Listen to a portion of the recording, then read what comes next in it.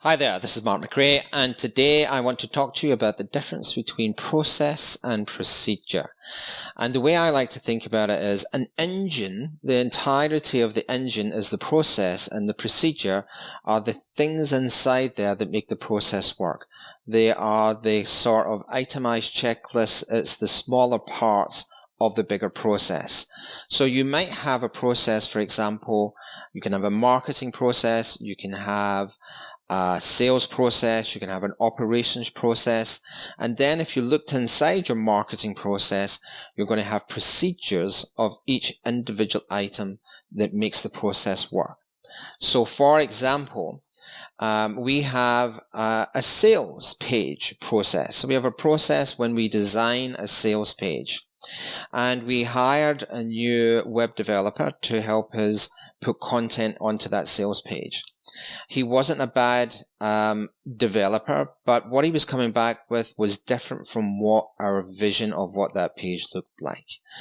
So we then designed him a procedure, a standard operating procedure for that page, where we mark down things like what fonts we use. What fonts should a headline be? How long should the page be? What's the checklist of everything on that page that has to happen before it's passed on for approval? So there was a list of, it may have been 30, 40 different things, procedures that have to happen inside that bigger process of designing a web page. So I think of process as the big picture, that's the engine, and the procedure are the things that take part to make that process work.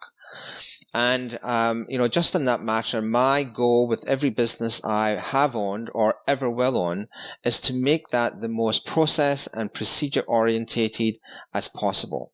I always think of McDonald's. They have one of the highest staff turnovers of any company because it tends to work with teenagers. So they have like a 300% staff turnover every year.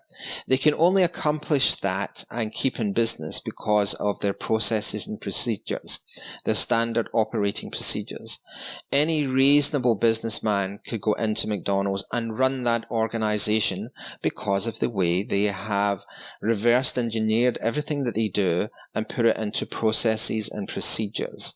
And I think that that if you ever want freedom in your business, that's how it needs to work.